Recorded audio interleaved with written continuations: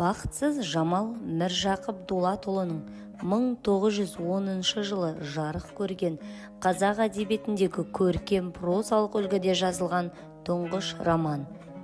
Жамалдың дүниеге келуі. Сүйінші! Сәрсеке, Сұлпан дегешем, тақият ретінде қыз тапты. Ай, бәрекелді, мен туып орын Сәрсеке. Күндер, айлар, жылдар өтеді. Жамал есе бастайды.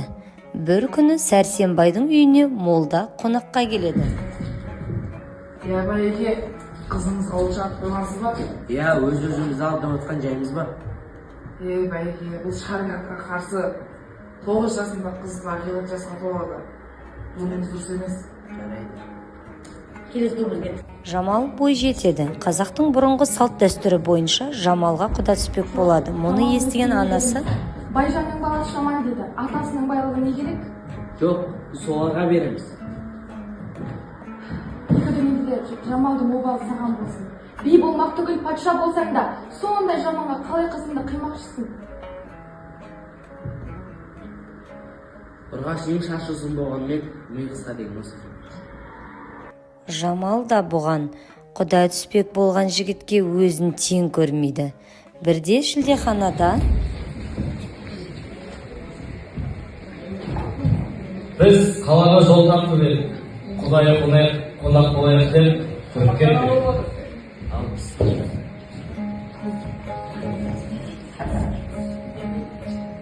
Бізде бір айтышы бір қыз бар еді. Сонымен айтысып көрсек. Бол. Айтсаңыз. Айтыс. Сөзге деген өзіңе берейін. 17-ге жеткенде Жәннаттың түсіп тұрған алмасындай, қол жетпес қандай жігіт ләззат болмас. Сұлу қыз рахаттың кілті емес пе? Қолына сүре алсаң бардағы. Сізге меруттей отысы, нұржүріс, жайлаған көз, қиылған қасай. Жетіліп шешініп осындайда құрбыларының бір жерге қосылғанда, отырмасын үрейлі төрдерейді, еріксіз-ақ қоясын қосылғанда, елеспелік япырмау кеше бала, білейтұғының қасық пен есін шала. Белгісіз ол екен қой өткен күннің қатар түзеліп қыз болды, міне қара әбуғайдың әбуғайды. Осы кездесуден соң Ғали Жамалды тағы да көргісі келіп, әдейілеп Жамалдың үйіне барады. Келдер, төрлетіндер. Қалаға жолжөнекке шыққан едік. Сізге құдай құрмет болып кіріп кетейін деген еді. Ауыз тиіңдер. Ал, бісміллә, ауыз тиің. Шолпан, қонақтарымызды жайғастыр. Бады өзіңіз.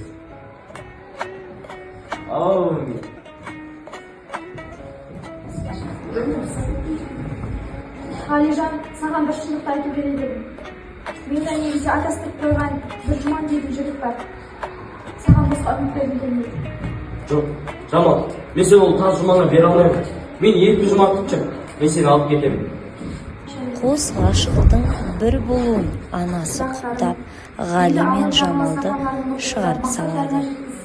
Қайда жүрсеңдер де аман жүріңдер. Қазірде ешкім көрген жоқ, тез жөнеліңдер.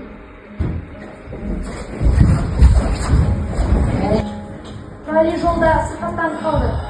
Біраз ауырып тұрған сияқты. Онда ауылынан ескертейік ауырып жатқанын. Жоқ, керек емес. Мен басылған соң, Жамал екеуміз барып қайтамыз. Ғали, қояншы, Ғали. Бүйтіп өмір сүргенше Ғали мен өлгенім артық еді. Ғали дәл ойлап жүрсің бе? Міне саған қолы. Тоқтат балам. Ертең сіз өлтіріп жатамасың ғой, жүр онда. Шық. Бұлай қор болғанша Ғалимен бірге өлгенім артық еді. Ертең Ғали саған жолға аттанамын.